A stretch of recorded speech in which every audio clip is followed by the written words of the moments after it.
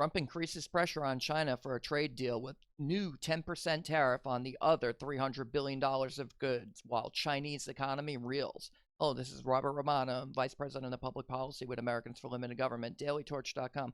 Hit that subscribe button. Today we're going to be talking about President Trump. He's levying new tariffs on China. Now we are getting an additional 10% tariff on the remaining $300 billion of Chinese goods that are shipped to the United States. There's already a 25% tariff on $250 billion of goods. It had started out as a 10% tariff on $200 billion plus 25% tariff on $50 billion that was instituted last fall.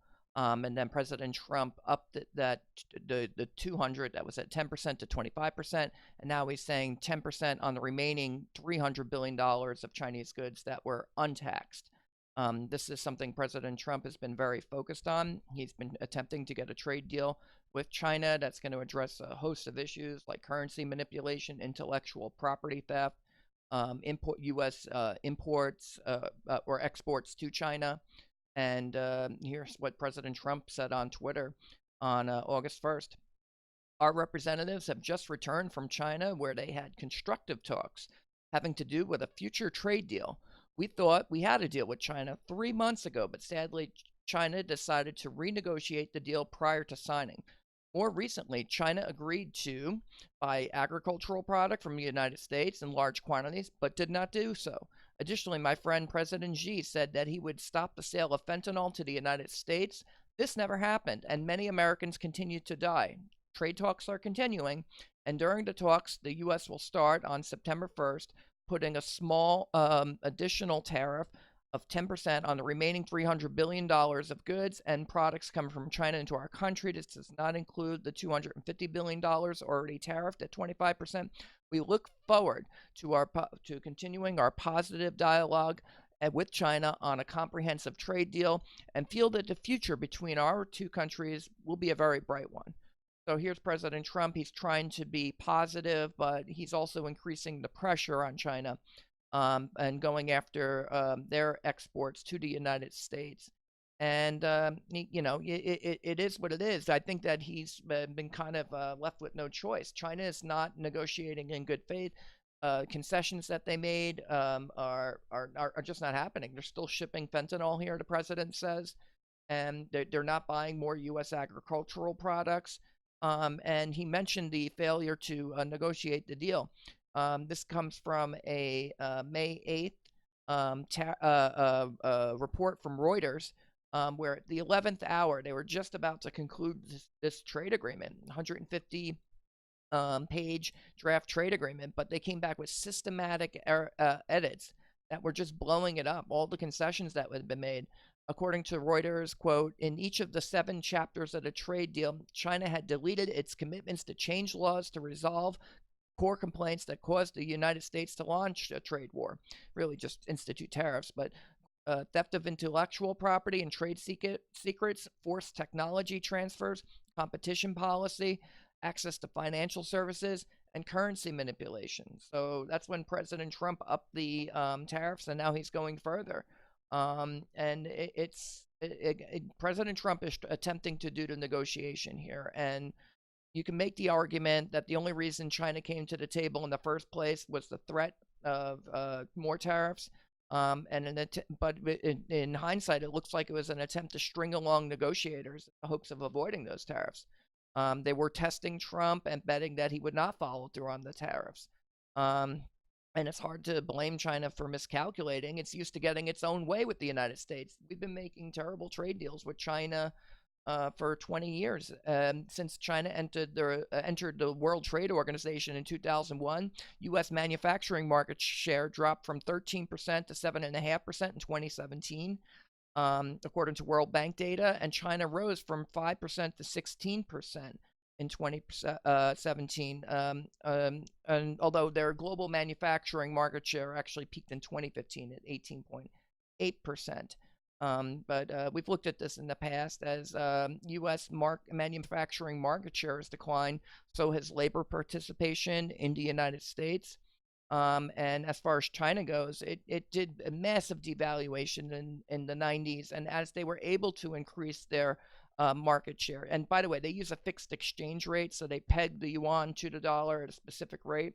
And so even if we devalue, they tend to devalue too because of the fixed peg there.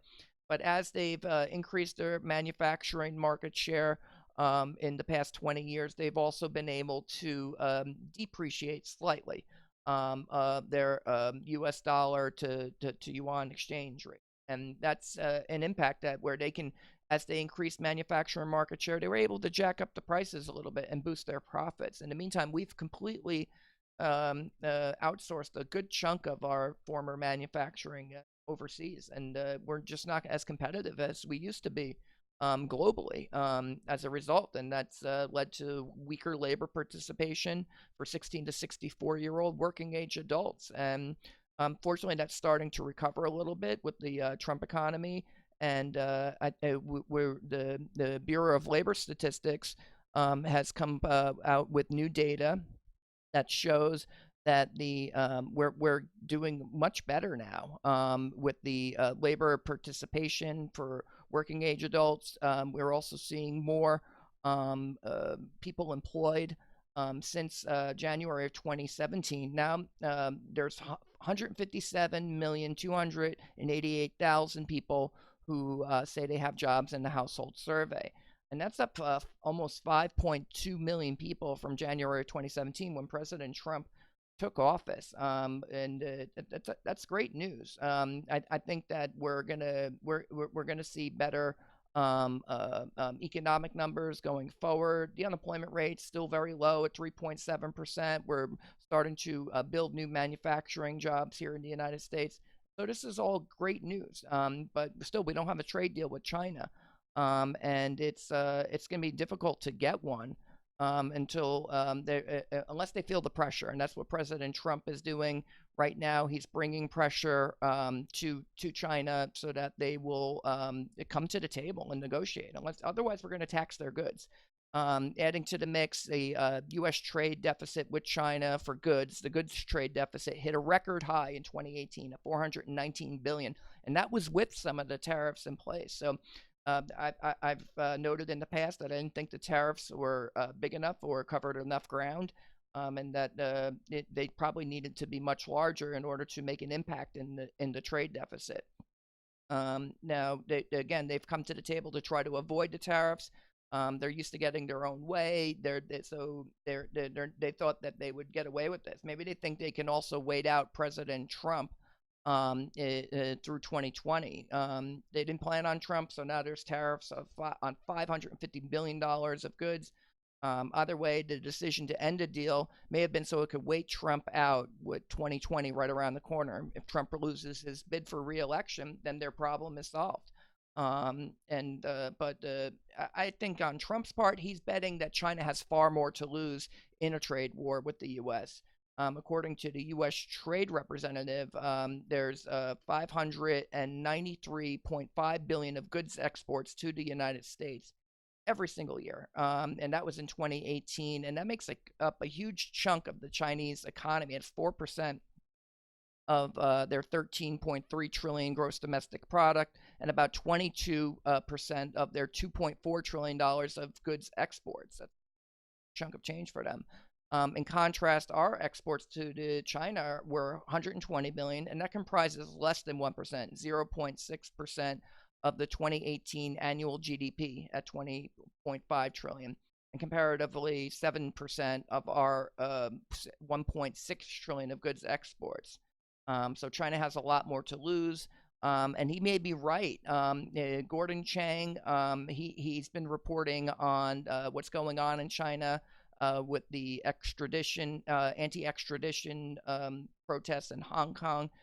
He's also the author of a book called The Coming China, Collapse of China. And appearing with Neil Cavuto, he said, quote, China right now has an economy which is crumbling. Could have been contracting last month. This was in June. We saw that with bellwether car sales down 16.4%, the 11th straight month of decline, the worst monthly decline ever. The imports were down 8.5% year on year, a real indication of declining domestic demand. Zhang added, this is an economy which is in severe trouble. They need the U.S. market. desperately. So China needs a deal more than we need a deal on this. They just need us to back down on that due to tariffs, because they don't want us to be able to compete. They don't want to get a resolution to currency manipulation or anything like that. And I think that that's going to be a challenge for the Trump administration going forward. That's why they need to keep the pressure on. And I'll leave it with the close here because I think the president's doing a good job here and he's doing what is necessary to bring China to the table. And so, with China's economy reeling, maybe the tariffs are working. In this confrontation, Trump does not need a deal as much as China does, for he can inflict damage merely by encouraging manufacturers to move their businesses elsewhere, whether back to the United States or just somewhere else. In The Art of the Deal, Trump wrote, use your leverage. And that's exactly what he's doing with these tariffs. And it's about time. That's the commentary. This is Robert Romano, Vice President of Public Policy with Americans for Limited Government, dailytorch.com. Hit that subscribe button, ring the bell for notifications, and have a great day.